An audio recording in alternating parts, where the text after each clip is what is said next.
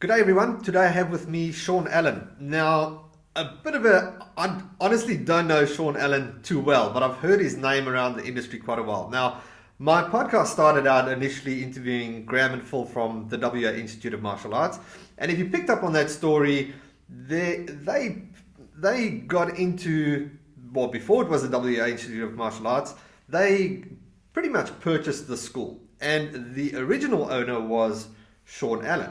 So I wanted to go full story and go back and interview Sean because when I used to train at Weymouth, Sean Allen's name popped up a lot, and I didn't know there was always these one-liner words of wisdom that came from Sean Allen, and I never knew who Sean Allen was. So now, other than the start of Weymouth, before it was Weymouth, I'm going to get into that story. Sean Allen has vast experience in martial arts and has now moved over to Margaret River, where he's living the lifestyle, and I always see surf pictures and things pop up around Facebook. But that's it. I wanna just introduce Sean and get him, of course, to share his full story. So welcome to the show, Sean. George, thank you very much. Much appreciate your interest in my side of the world and in me, of course. Awesome. So let's start then right at the beginning with you as such. So who is Sean Allen? Well, 35 years of martial arts. I'm 54 years of age at the moment. So actually, it's a bit over 35 years of martial arts, but started as a teenager for the usual reasons. I mean, just prior to us starting to talk for the interview, I said that, as everybody does, I've evolved and changed in my 50s, and I'm a vastly different beast than the one that I was when I was training and teaching in the early and late 80s when I first started as an instructor. I suppose we can go back as the original reasons I started training in martial arts, which probably wasn't that much different to most other people. But it depends where you want to start as to whether you want to start why I first started training in martial arts or where I am at the moment. Which end should I start at? Well, if you don't mind if you don't mind sharing the beginning, what were your reasons for starting martial arts? Look, as a as a young kid, I was bullied, which I haven't got the monopoly on being bullied. I moved around a fair bit as a young man, with my father moving up his corporate ladder and moving the family to different opportunities that he had, and I changed schools 8 times, so that I was always the relative new kid, which left me feeling a little bit insecure, as it would with anybody. Later on, that was an advantage because it means that I could adapt to new situations quite easily. But yeah, I was picked on, bullied, beaten, hit, purely for the fun and enjoyment of other groups of people. So when I was in school, I thought, this is crazy. I've got to learn how to defend myself because I've never been a violent character. I've never been one of those guys that likes to fight. So it was a real challenge for me to be able to step into a martial arts academy. I tried Taekwondo for a while. I tried karate for a while. I tried a judo class here and there. And I sort of stuck with bits and pieces. And it wasn't until I had just become a legal age to be able to go into a drinking establishment, and I saw my original instructor walk out, and there was a large group of guys encircling a car, and this goes way back. And my original instructor, Rod Stroud, was not a big man. He wasn't tall, but quite a strong person. And he went out and told these guys, it was about 15 or 16 guys, to clear off. A few of them fronted up to him, and he made short work of them. And I just remember him being in the middle of a big circle and everybody being scared to go near this guy. And I remember thinking, holy crap, who is that? And I was standing at a safe distance about 50 metres away. And a guy next to me said, that's my instructor. He trains and he told me where and when they trained. That was on a Sunday. I was there on the Monday and continued to train. I brought 2 friends. They dropped out. I continued on after that. And it was always for me a a series of consecutive challenges. It was a challenge to turn up to training in those days because the contact was plentiful. These guys weren't placid martial artists in any way, shape, or form. They were violent men who worked in security who had a string of assault charges on them constantly. So knowing that, and me being a surfy boy who was a bit of a pacifist, it was a challenge for me to just turn up to training. But then, as lo and behold, the next year I kept training and I grew 6 inches, so I became 6'1", and I could start to get a bit more control over what happened to me, and that became a series of challenges that I kept focusing on for the rest of my life, especially the rest of my youthful training life. Full contact kickboxing, whatever was going to challenge me and scare me, that's what I would focus on. If something was easy, I lost interest on it. So the martial arts was always that focus and challenge for me in challenging myself. Okay, it's interesting you mention how there's these events, and it's always easy when you look back at these events in your life that you seem as you're at a disadvantage. You're moving around and you're moving around, but then there's always the hidden benefit that you only discover later, where you said it was easier for you to adapt in situations because you kept on moving around. So, but you mentioned challenges. What were the challenges you were struggling with just to get to training and so forth? Because in those days, the intimidation factor in training was reasonably high. I just posted a picture of my instructor standing next to Bob Jones with their shirts off in the 80s when I was training with my instructor. And there was just a string of comments like, oh my God, who would ever step forward into a room with those two men? People who were there in those days go, I remember the fear of training with them. And these people that were commenting of saying, I remember the fear, these guys are Australian title holders in kickboxing. They're national, international champions in their own realm in full contact Thai boxing or kickboxing. So these guys aren't just your general mainstream Joe off the street. These are highly accomplished fighters who admit to being scared when they trained with these two men. So for me, being a pacifist and being not a natural fighter, it was hard for me to just wander into training. And it's only now in the fullness of my 50s that I can say, yeah, I was scared. But to me, that was the challenge that I wanted to overcome. I didn't want to be scared. I remember at school being scared of people challenging me to fight, purely because I didn't know what to do. So by confronting that fear, funnily enough, it extinguished. And within about 5 years, I was fighting full contact. I had state titles. Most of my friends started teaching earlier than me. I just wanted to work in the security field as a doorman. I wanted to fight full contact. I wanted to continue to focus on getting control of my emotions in serious situations and not teaching because I didn't feel that I was qualified to teach yet. Okay, so how did the journey of teaching then come around? And I'm going to get back to that because there's obviously a vast difference from what you described now with the whole intimidation factor, which I could be wrong, but it's something that I haven't really seen in other places today. Yep. So we can get back to that. But how did your journey then evolve into teaching, and from there? You know, it's funny because just this week I was standing in front of 20 kids. We're doing a martial arts class, and one of the kids said, "Why did you start training? Why did you start teaching?" And it stunned me because I thought, first of all, I couldn't remember because you're in your 50s. It's hard to remember where I put my keys, let alone what my original motivation was. So I had to think about it.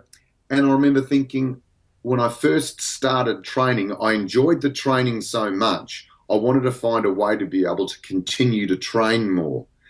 And I started training, and then especially when I started focusing on a full-time martial arts club, I wanted to be free to train during the day. So I wanted to be able to run the martial arts school at night so I could train and surf and do all the things I enjoyed during the day. So my initial motivation for getting involved in teaching was more of a perception of a lifestyle than wanting to help people. So I know that sounds selfish, but I got to be honest. I wanted to be able to train other people and create strong black belts and all that stuff, but I wanted to be able to train my way. And that was my initial motivation. It just so happened that I was studying to be and was a school teacher in those days. So my method of articulating a technique out the front or just being able to control a group of people was one that I'd learnt at university, not one that I just sort of fell into and had to work out along the way. I was professionally trained to be a teacher. Okay. Right. So, how did the progression go then from that point? So you started teaching. Where did you go? How did the whole ownership of your first school come about? I I was doing reading self-help books and positive thinking books in the 80s. I was also buying cassette tapes and listening to those in my car or whatever it might have been in those days. And I remember at one time they said they were talking about creating your own future, creating your own lifestyle, not just going to work for someone else and jamming in what you like to do on the weekends. They said in this particular program, it said, write down your perfect day, write down your perfect week, write down your perfect month. So I wrote down my perfect day I would have taught martial arts during the night time, and during the day, I would have been free to do what I wanted to do. Be it, because in those days I had a boxing trainer, I had a Thai boxing trainer, I was still fighting full contact. I was doing a whole range of things. So I thought, what fits in with my perfect day? Don't think about what I'm doing now. Think about what fits in with my perfect day. And running a martial arts school did. So therefore, I had to work out, well, I've got to be able to create the same income from running a martial arts school that I am as a school teacher.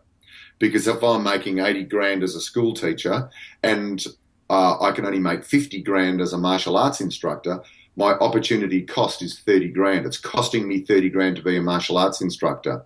So as you can see, I researched the economics of running a martial arts school to fuel my perfect day, my perfect life, how I wanted to run my life. Most people do it in reverse. Interesting. And I don't think it's selfish at all, because this, what I'm doing right here, is it's a lifestyle by design. I've structured my business around the way I'd like to live. And it's fascinating that that's how you actually started your whole planning and really strategically planning it out, that this is how it's going to match your lifestyle by design as such. So what were the next steps to follow? So you had this plan in place that this was going to fund your lifestyle in a perfect way, that you're able to surf and do all your things and still have your passion of martial arts grow and evolve. So what were your first steps to open a school and get that started? I've had 8 different locations for martial arts schools, 7 or 8, something like that. Well, now it'd be 9 with Margaret River included. But my first locations were part-time locations, shoestring budget, leaving pamphlets in letterboxes, got my first few students, just started to get it going. Interestingly enough, the information that was around in those days for running a professional school, this is before internet. All you were left with was a couple of international magazines, and I bought online, well, not online, I bought via mail and paid for a book to come to me on how to run a martial arts school. And this is archaic stuff. And basically, in those days, I I just got started with teaching and was trying to read everything I could on martial arts schools, because there was only like a handful of martial arts schools in Australia that were running professionally. And even then, you'd find that the guys might have had a day job or they were supplementing their income in other ways. So I really had no other schools to look at that I could say, I want to model my school on that. So I just gradually learnt by trial and error. For example, a student of mine, I bumped into him at the shops, and I remember thinking about this recently. I'm amazed at how simple this was. And people these days who run a school would think it's a little bit archaic for Sean to learn in this way. This guy said he joined another school. And I said, wow, okay, how's it going? And he said, Sean, it's the type of training is inferior to the type of training that you do. He said, but on the walls are all the requirements for the belts. So we know where we're at and we know what's in front of us. He said it's a little bit unclear as to what we're expected to do in the future to get better with you. And I remember it hitting me like a bolt, like, that's so obvious. But in those days, none of us used to do that, because we'd come in, we'd rent a hall, and then we'd move out and someone else would come into the hall and rent it after that. So you couldn't put stuff up on the walls or windows or whatever. So I started doing things like that. I started letting my students know, and I'm talking, this is probably 1989. I started letting my students know, this is what you have to do for your next level. This is what this is the reason why. And you have to practice this, and we're going to help you. And I started to be able to do that, and the school grew. And then one of my higher ranks quit, and one of my other higher ranks saw him out somewhere and said, how come you're not training anymore? And he says, oh, to tell you the truth, there was nothing wrong with Sean. He said, it was just that I'm sick of learning white belt stuff all the time. So I split the classes up, because it was all belts in one class.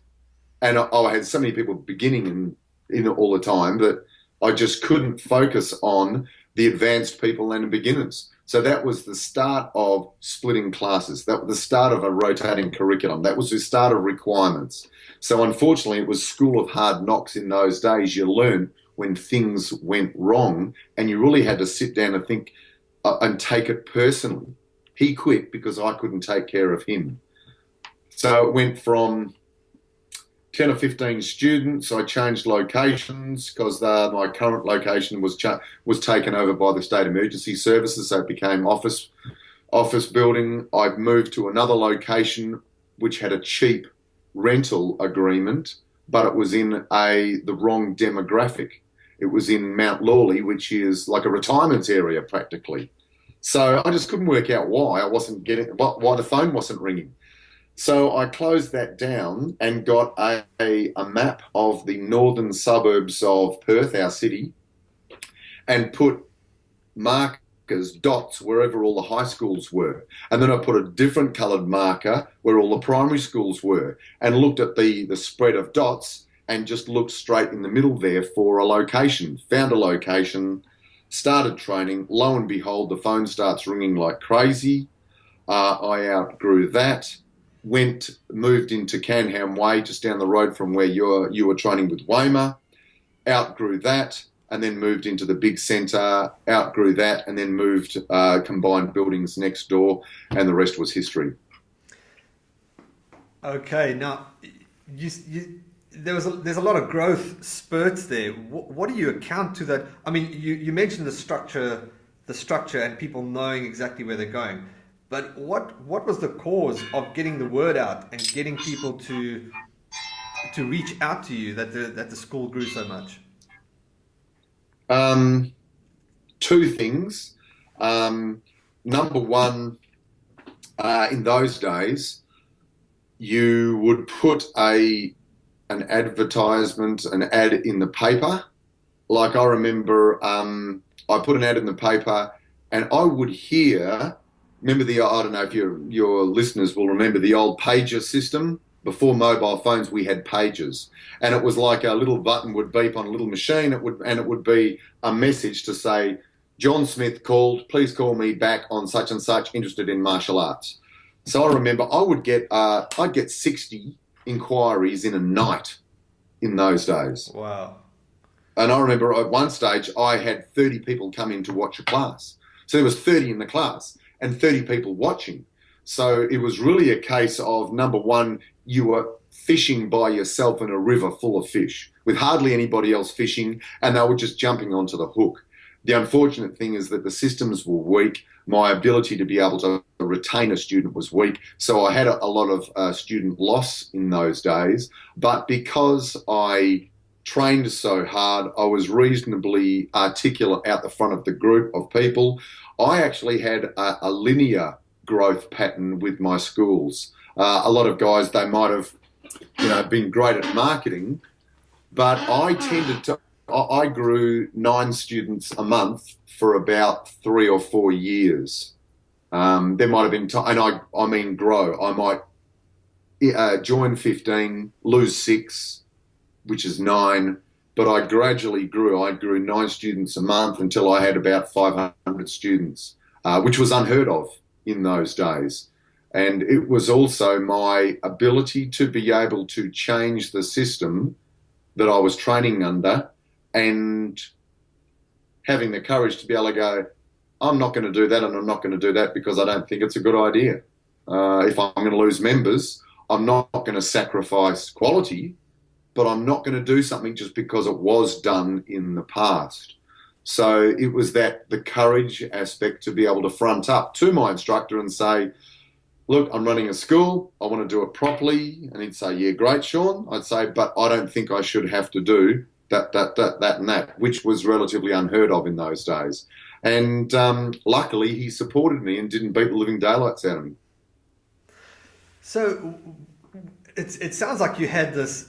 I mean, you picked a great location. You had a rush of people. Obviously, with a lot of word of mouth, because people wouldn't just naturally be attracted to this to your location as well. So with all this happening, and you say you pretty much had to scramble to get things in place to retain the business. What were the systems you put in place first up to structure the business to maintain all that flow? First of all, for me personally, when I was teaching all the classes, initially I was teaching 7, 8, 9, 10 classes a week. I had to, again, it was trial and error. First of all, I had to identify what the requirements were and make them visible for all the students. Then I had to work out how I was going to train people of a variety of different levels. You would have, obviously white belts in the class. You'd have people who've done a year, people who've done 5 years. So you've got to think, how do I split the classes up? And I remember one of the first things I did, I tried a lot of things. I would get all my black belts and I'd say, right, can I get you to take all the people that I join in, for instance, what is it now, September?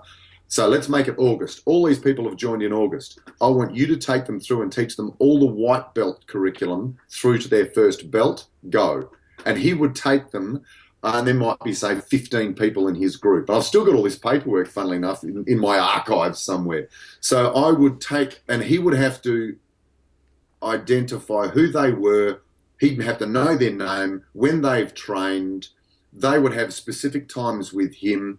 And as I'm joining people for September, I'd have a separate black belt take those people on. And then as the first guy from August started to train those people, I'd be watching him. He would then graduate those people. We'd have a graduation night and he would dump them into my class.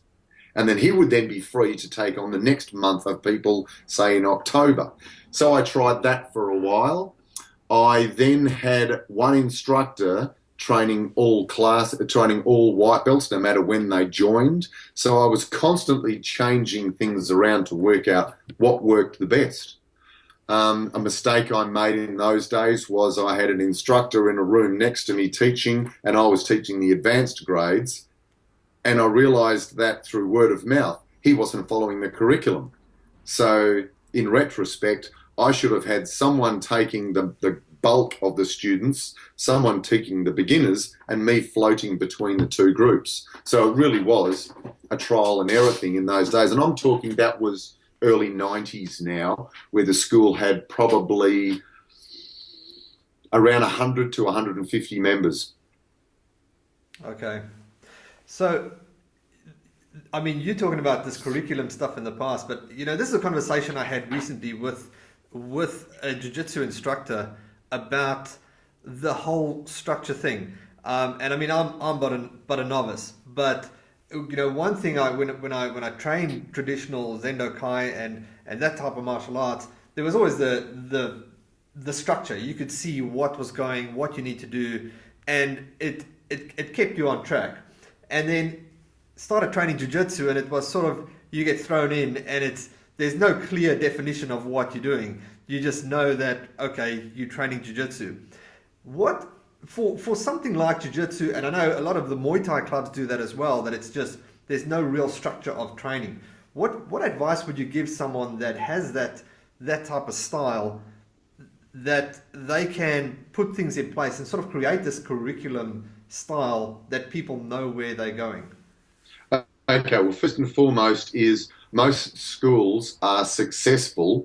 They might have a curriculum and requirements and what have you, but they're successful because of the personality of the person out the front.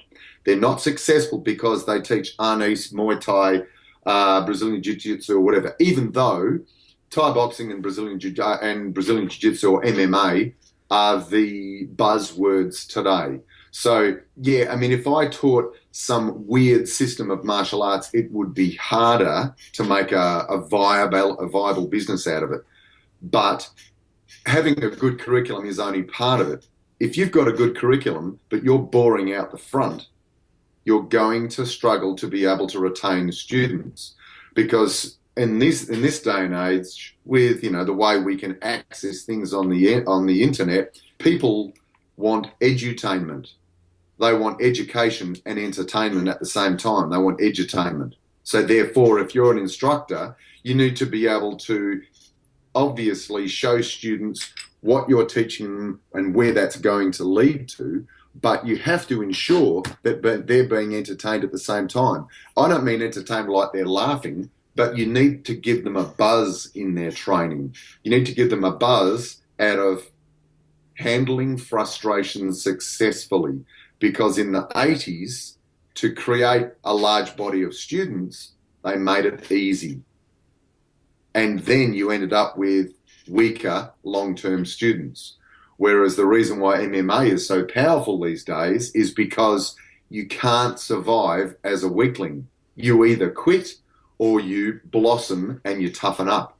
So going back to your question, my focus for one of those instructors would be to create a visible pathway that you are taking your students through. The instructor knows what they're doing, for instance, in Brazilian Jiu-Jitsu to get from white to blue, but they have to make the student understand that pathway and understand how they're going to get them there. That's something that we never did before. You just don't question your instructor and saying, why are we doing this? That was just unheard of. It usually was met with violence or expulsion from the school. Okay, great. So, what made you not knowing the exact history, but what made you sell or leave your Greenwood location? Yep, a succession plan for any business owner is important, and also taking yourself out of the picture so that I wanted to be able to ensure that the business would continue to run and continue to service the 400 or 500 members, and it floated between 400 or 500 for probably a couple of decades, maybe a decade. And when I sold, it was about the 400 mark. And I'd effectively, not entirely, but I'd removed myself from the situation, and I wanted to be able to have a system that still created solid students even if I wasn't the one teaching all the time. So the decision to move out of the spotlight was a variety of things. I knew that I wanted to embrace a new direction in my life, And I think that you can't move in a new direction in your life, in any area of life, unless you completely let go of an old direction. It's a bit like you can't see what's over the horizon without setting sail and leaving the safety of the port, you might say. So that was my motivation, because I've always had an ability to be able to change my mind and go that way if I feel I want to pivot. So when I was about, what am I now, 54? When I was about 10 years ago, about 44, I realised that my direction was changing. I had a faltering marriage, and the Grahams and the Phils in my club supported me through that, which I'm forever grateful for. And I was really going through something that we all go through, not a midlife crisis, but just a questioning period in like, who am I? What am I doing? What's my contribution to the world? Is it just martial arts? How am I contributing to my own life and my world around me? So I realised I needed some time off. At the same time, I had 2 kids in high school, and I realised I was missing their growth. So, for example, when I did sell the school, my focus was to get back in touch with them. So I spent basically 2 years not being a full-time dad, but traveling with the kids and doing things like that, and sort of concentrating on getting myself together after nearly 20 years of total focus on the business. So yes, I was burnt out, but I needed to be able to find someone who could carry the mantle of my business, because I'm not the sort of person who can just close the business down and walk away. Like I'm mentally I'm emotionally traumatized every time someone quits my martial arts school. Even when I had 400, I would still be traumatized when someone says, I want to quit. I'd take it personally. So knowing that, I had to create a system of strength that could carry on after me. I looked at franchising, partial ownership, the whole lot, but I thought, no, I want to step away completely. Okay, so we touched on this a bit earlier. So how have you evolved then? Because you mentioned that you had this whole change and real questioning: who are you? What do you want in life? And now you've moved out of Perth as such. You've opened a new martial arts school. How has things changed for you? Well, one of the things, like one of my kids was questioning me. I've got 2 kids. And one of the kids was questioning me and said, look, we won't see you as much if you move to Margaret River. And I said, look, I'm only 3 hours away. I said, but how can I teach you? I'm your dad. I'm supposed to show you the way in life. How can I teach you to chase your goals in life if I don't chase mine? So that was the reason for me going, okay, rather than me spend a month a year living in an idyllic location and 11 months of the year working so that I can do that, why don't I just live in an idyllic location? So we looked all over the world at places to live. We looked at the fact that myself and my wife have both got kids. I've got 2 kids. She's got triplets. So she's got, we've got 5 kids between us. We wanted to stay accessible to them. So we had to make it within, a 2 or 3 hours drive of Perth. And then we just got the map out and said, where do we want to live? Not where do we live now? Where do we want to live? Which goes right back to our original conversation, is what kind of a day do I want to lead? What would be a perfect lifestyle for me? Not how much money do I want to earn? What kind of house do I want to live in? It's what kind of activities enrich me on the inside most. So I tended to that first. And funnily enough, I'm a better teacher now. I'm a better martial arts instructor. I'm a better dad.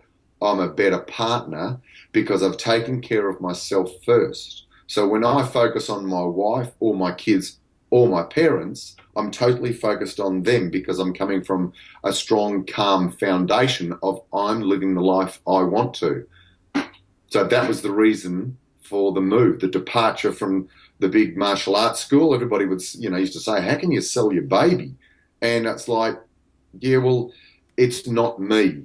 It's something that I've created, and it will evolve with the next owners too, which it has. And now I need to move in a different direction. So now I had to really investigate what matters to me most in the world. What do I think is wrong with the world? What do I think is my message to the next generation? And that's the basic message I have. I just happen to do it via the vehicle of martial arts training. That's awesome.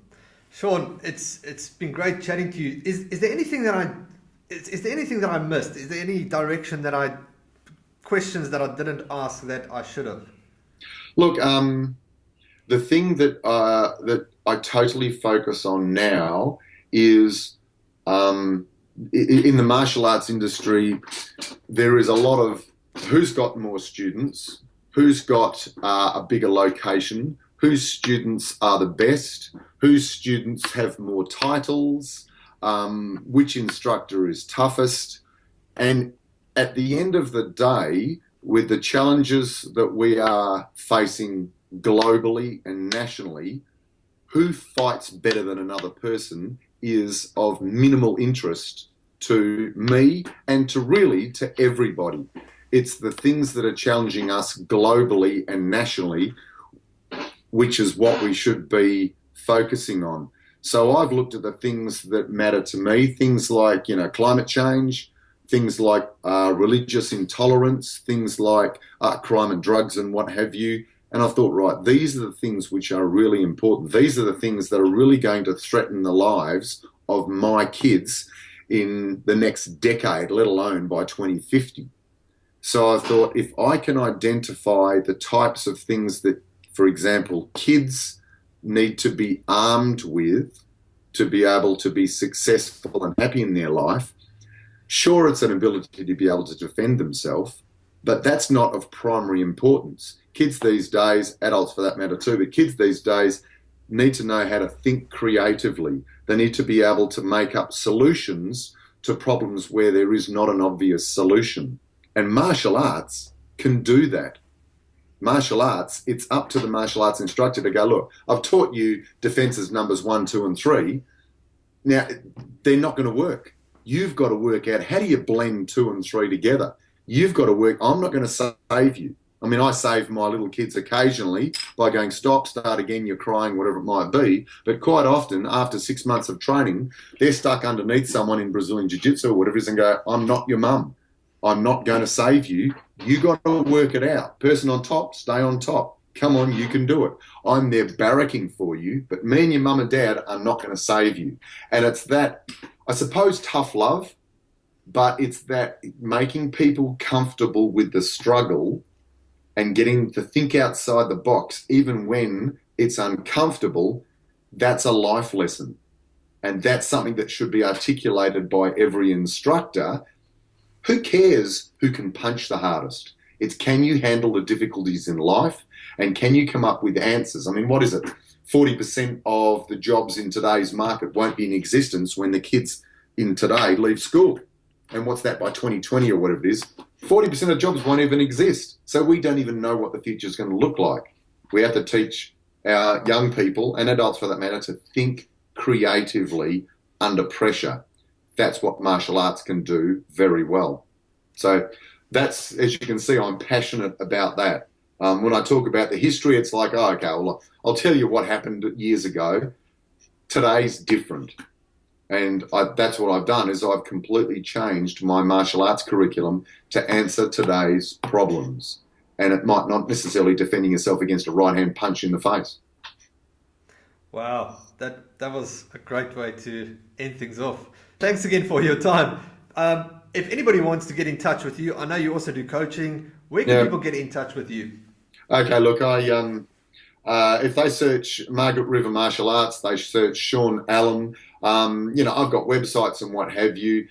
I'm more interested in, me growing myself financially. That's sort of taken care of now. I'm more interested in seeing social change and change within the industry. So if anybody wants to contact me, they just search me or search, my name and Margaret River Martial Arts, and just stay in touch with the types of things that I'm talking about, because I'm researching the latest educational techniques for martial arts instructors. For example, my martial arts system that I'm teaching now is a blend of the Montessori education system and traditional martial arts.